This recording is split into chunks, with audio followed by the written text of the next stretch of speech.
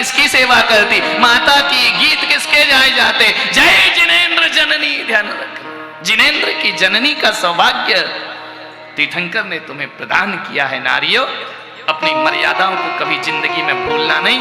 जिन शासन की और ऋषभदेव की मर्यादा को बचा करके रखना, ये अब नारियों का कर्तव्य हुआ करता है। ध्यान, जिस भगवान ने तुम्हारा मान बढ़ाया, तुम उनका मान गिराओगे जीवन में, तुम उनके दर्शन को विलुप्त करोगे, तुम उन्हें छोड़कर अन्य की पूजा करोगे, फिर कैसे चलेगा। जिसने तुम्हें पूज्य बनाया है, उस ऋषभदेव पे तुम्हें स्वाभिमान नहीं, गर्व नहीं, गौरव नहीं। मैं तो कहता हूं कि जन्म देने वाले माँ बाप का वो सम्मान नहीं होना चाहिए, इज्जत देने वाले बाप का दुनिया में बहुत बड़ा सम्मान होना चाहिए। ऋषभदेव ने तुम्हें इज्जत प्रदान की है, नहीं तो शोषण था नारी का, ऊपर से नीचे तक बंद गोभी की तरह पैक करके भोग की वस्तु समझा जाता था। घूंघट से बाहर निकाला ऋषभदेव ने तुम्हें, ध्यान रखना। लेकिन एक बात याद रखना, जैन समाज की श्राविकाओं, सिर से घूंघट हटाना, लेकिन मर्यादा के घूंघट कभी नहीं हटाना चाहिए, जो ऋषभदेव ने हमें मर्यादाएं सौंपी है। आपके घर रात्रि भोजन को खुलती है रसोई, सम्मान है ऋषभदेव का। आपके घर में अभक्ष आते हैं, आप ऐसी जिंदगी जी रहे हैं जो ऋषभदेव के खिलाफ है। जिस ऋषभदेव ने तुम्हारा सम्मान बढ़ाया, पूज्यता दिलाई, पुत्रियां हुई उनको दो,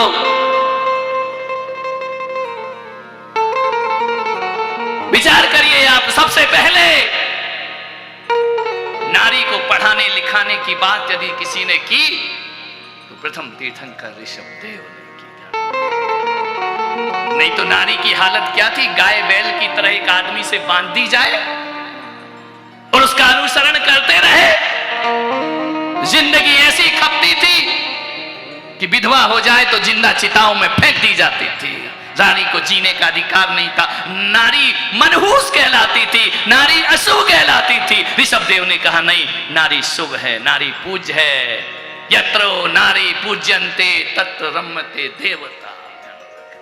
पूजा दिलाई उन्होंने, जो इस बेटियों को इतना सम्मान दिलाए, अक्षर ज्ञान दिया ब्राह्मी को, अंक ज्ञान दिया सुंदरी को, दोनों पुत्रियों को पास बुलाया, आओ बैठो, उनका माथा सूंघा, प्यार से दुलार किया। बेटियों अनपढ़ नहीं रहना। पहले ऐसा समय भी बीता है ना कि जहां लड़कियों को पढ़ाया नहीं जाता था। ऋषभदेव ने कहा नहीं, नारी शिक्षित होना चाहिए, नारी कोई जानवर नहीं है, कोई पशु नहीं है, उसके अंदर की जो आत्मा है, उस आत्मा में भी परमात्मा दिखाई दिया करता है। केवल भोग की सैया नहीं है नारी। ध्यान, पढ़ाया लिखाया, अंक विद्या, अक्षर ज्ञान, स्वर व्यंजन, व्याकरण, छंद, अलंकार, दोनों पुत्रियों को पास में बिठाया। मालूम है तीर्थंकर दोनों हाथ से लिखा करते थे, एक हाथ से नहीं, और दोनों हाथ के अक्षर एक से ही आते थे। एक दिन पुत्रियों ने कहा कि पूज्य पिता, आपने हमें इतना महान बनाया, इतना पूज्य बनाया, हमें जन्म देकर के स्त्री नारी का सम्मान बढ़ाया, पुरुषों के द्वारा वंदनीय बना दिया हमें। एक बात बताओ पिता, हम आपके लिए क्या कर सकते हैं। ऋषभदेव मुस्कुराए, पुत्रियों, पिता के लिए बच्चे क्या करते हैं, कुछ नहीं। पिता का कर्तव्य है बच्चों का भरण पोषण करना, पालन पोषण करना। फिर भी पिता, आप बताइए हम आपके लिए क्या करें। आप तो हमारी सेवा भी नहीं लेंगे, क्योंकि आपकी सेवा तो देवता लोग करते हैं। आप तो हमारा भोजन भी नहीं लेंगे, आपका भोजन तो स्वर्ग से आता है भगवान। आप हमसे अपने वस्त्र भी नहीं लेंगे, वो वस्त्र भी स्वर्ग से आते हैं। दोनों पुत्रियां भाव विभल है कि हम अपने पिता के लिए क्या कर सकते। उदयपुर वालों, ऐसी संतान बड़े सौभाग्य से मिलती है कि संतान बोले कि हम अपने माँ बाप के लिए क्या कर सकते हैं। अरे दुर्भागी हैं वो लोग जिनकी संतान कहती है तुमने हमारे लिए क्या किया है। यहाँ कर्तव्य का पाठ पढ़ा रहा है पिता, हम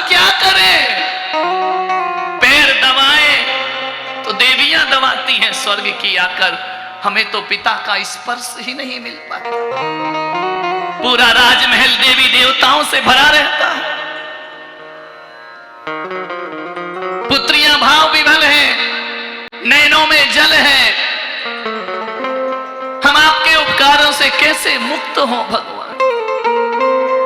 और हम कैसे लोग हैं, मंदिर जाते हैं, भगवान हमारा ये काम कर दो, हमारा वो काम कर दो, हमें ये दे दो, हमें वो दे दो। ये भक्त है। दोनों पुत्रियां कह रही हम आपको क्या दे सकते। मंदिर जाओ तो ये मत सोचना तुम्हें क्या मिला है, मंदिर जाओ तो ये सोचना तुमने अर्पित क्या किया है भगवान के, क्या दिया है किसी को। बड़ी दोनों बहनें कैसे ऋण अदा करें पिता। पिता थोड़ी सेवा तो लो हमसे। गदगद हो रहे हैं ऋषभदेव, कैसा असीम पुण्य की देवता सेवा को तरस रहे, परिवार सेवा को तरस रहे, भगवान को कुछ नहीं चाहिए। चाह गई चिंता मिटी मनवा बेपरवाह, जिनको कुछ नहीं चाहिए वो शाहन के शाह। किसी से कुछ नहीं लिया मेरे भगवान ने इस धरती पर, मां से दूध भी, केवल जन्म लिया, जन्म भी पीड़ादायी नहीं दिया उनने, सुखद जन्म हुआ। क्या लिया मेरे तीर्थंकर ने जगत से? तुम एक मुट्ठी चावल लेकर बड़ा एहसान जताते हो भगवान पर, 20-25 रुपए का नारियल क्या रखते हो, उससे मोक्ष मांग लेते हो। भगवान ने कुछ नहीं लिया सारे संसार से, एक गिलास पानी भी नहीं पिया इस धरती का, जब तक वह राज्य अवस्था में रहे। पुत्रियां तरस रही कैसे सेवा करे। मां यशस्वती बताओ पिता की सेवा कैसे करे। यशस्वती कहती पुत्रियों वो मेरी सेवा नहीं लेते हैं, ऐसे अद्भुत हैं वो, किसी से कुछ नहीं चाहते बेटियों। ऐसे तीर्थंकर की तुम पुत्रियां हो, वो स्वर्ग से भी कुछ नहीं चाहते हैं, अपने आप व्यवस्था हो जाती है। वो विचार भी नहीं करते कि मुझे अच्छे कपड़े चाहिए, अच्छा पहनना चाहिए, अपने आप आता है। कैसा तीर्थंकर का विशाल पुण्य है, चिंतन भी नहीं किसी भोग की वस्तु के। एक बात बताओ पिता, क्या समर्पित करें? एक प्रश्न पूछ सकते हैं पिताजी? पूछो पुत्रियों, क्या पूछना चाहती हो? आप जगत पूज्य हैं, जब से हमारा जन्म आपके वंश में हुआ हम देख रहे हैं, असंख्यात देवी देवता आपकी सेवा में खड़े हैं। सौधर्मेंद्र किंकर की भांति खड़ा है। हे जगत के पूज्य, आपने दुनिया की रीत को अनरीत में बदल दिया, हमें जन्म दे करके। आपका माथा कहीं झुकेगा पिताजी?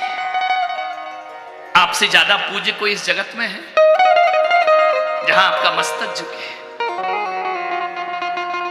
ऋषभदेव ने कहा पुत्रियों, एक बेटियों को जन्म देकर मैंने एक रास्ता खोला है, जिससे तुम्हारा विवाह होगा। हर पुत्री के पिता को उसके आदर में झुकना पड़ेगा। आप तीर्थंकर, लोक व्यवस्था है, इस मर्यादा का निर्माण पुत्रियों मुझे ही तो करना है। यदि मैं नहीं करूंगा तो दुनिया कैसे पालन करेगी इस मर्यादा का? आप झुकेंगे? क्या हुआ पुत्रियों, कितना सहोगे हमारे लिए? एक पुत्री को जन्म दे करके अपना स्वाभिमान नीचे करोगे? मुझे मर्यादाओं की स्थापना करना है बेटियों, सृष्टि संचालन की जिम्मेदारी है मेरी। दोनों बेटियों ने एक दूसरे की तरफ देखा। सुंदरी ने कहा कि बहन ब्राह्मी, अब अवसर है भगवान को कुछ देने का, ये हमसे कुछ नहीं लेंगे। चरण पकड़े पिता के, हे जगत पूज्य जगत पिता भगवान तीर्थंकर, आपने हमें बहुत कुछ दिया, अब हमारे देने का नंबर है। क्या दोगी बेटियों? कोई बेटी का पिता बेटी से कुछ नहीं लेता है, लेकिन लेना पड़ेगा। यशस्वती ने कहा कि नाथ, उनकी बातें तो सुन लो। सुनंदा देवी ने कहा कि प्रभु, उनकी भावनाओं की कद्र करो, आप पिता हैं। करते नृत्य आयु ही पूरी, करते नृत्य आयु ही पूरी, ओ करते नृत्य आयु ही पूरी, करते नृत्य आयु ही पूरी, नृत्य नाटिका रही अधूरी, नृत्य नाटिका रही अधूरी, क्षण भर में अदृश्य हो गई, क्षण भर में अदृश्य हो गई, सुंदरता सब नष्ट हो गई, सुंदरता सब नष्ट हो गई। देखा जब यह दृश्य तो तालियां, अनुमोदना भगवान के बैराग की। ओ देखा जब यह दृश्य तो चौंक गए भगवान, देखा जब यह दृश्य तो चौंक गए भगवान, ओ क्षण भर में ही जग उठा, क्षण भर में ही जग उठा, मन वैराग्य महान, बोलो आदिनाथ की जय, बोलो आदिनाथ की जय, बोलो आदिनाथ की जय, बोलो आदिनाथ की जय, ओ जय जय बोलो आदिनाथ, जय जय बोलो ऋषभनाथ, जय जय बोलो आदिनाथ, जय भगवान को बोलो आदिनाथ, बोलो जय जय ऋषभनाथ, बोलो जय जय आदिनाथ, बोलो जय जय ऋषभनाथ, बोलो जय जय आदिनाथ, बोलो जय जय आदिनाथ, बोलो जय जय आदिनाथ, बोलो जय जय आदिनाथ, बोलो केसरिया लाल की, जय जय आदिनाथ, बोलो आदिनाथ, आदिनाथ, जय जय आदिनाथ, बोलो आदिनाथ, आदिनाथ, जय जय आदिनाथ, बोलो मरुदेवी के लाल, बोलो मरुदेवी के लाल, बोलो मरुदेवी के लाल, बोलो मरुदेवी के लाल, बोलो नाभिराय के लाल, बोलो नाभिराय के लाल, बोलो नाभिराय के लाल, बोलो नाभिराय के लाल, नाभिराय के लाल, बोलो नाभिराय के लाल, नाभिराय के लाल, बोलो नाभिराय के लाल, बोलो मरुदेवी के लाल, बोलो मरुदेवी के लाल, बोलो मरुदेवी के लाल, बोलो मरुदेवी के लाल, बोलो नाभिराय के लाल, सोचने यों भगवान, लगे सोचने यों भगवान, नश्वर यौवन वैभव मान, रूप और यौवन मद सारा, क्षणिक चपल विद्युत समधार, धिक धिक जो भूले भोगन में,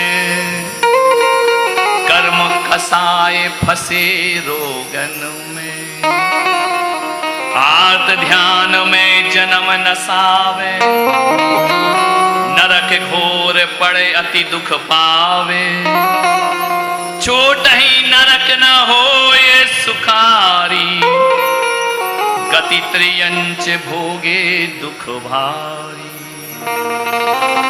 करे परिभ्रमण योनि अनेका, गति सुधरे नहीं बिना विवेका, यह तन गाड़ी एक है दुख घट से भरपूर, उल्टे गिरे और नष्ट हो बर्तन चकनाचूर, ओ कपट नृत्य जो देव दिखाया, कपट नृत्य जो देव दिखाया, सोच समझ कर ही करवाया, सोच समझ कर ही। भगवान कहते हैं इंद्र जो तूने कपट का नृत्य दिखाया है ना, अवधि ज्ञानी भगवान और अवधि ज्ञानी सौधर्म इंद्र दोनों एक दूसरे की जानते हैं, लेकिन भगवान नाराज नहीं हो रहे कि कपट क्यों किया।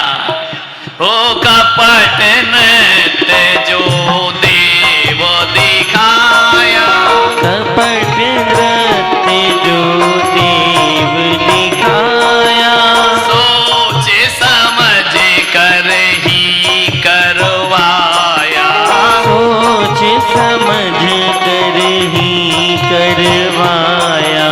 बोध करावन हेतु पाया, बोध करावन हेतु पाया, उचित करही जो हमें जगाया, उचित कर जो हमें इंद्र तुमने बहुत उचित कार्य किया है, मैं तुमसे खपा नहीं, नाराज नहीं।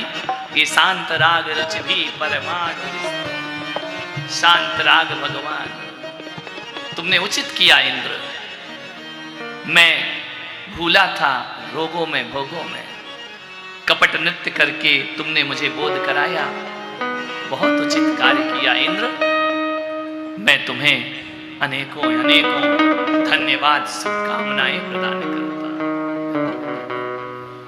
इस तरह से भगवान की विरक्ति, आज की कथा यहाँ गायन रूप समाप्त होती है।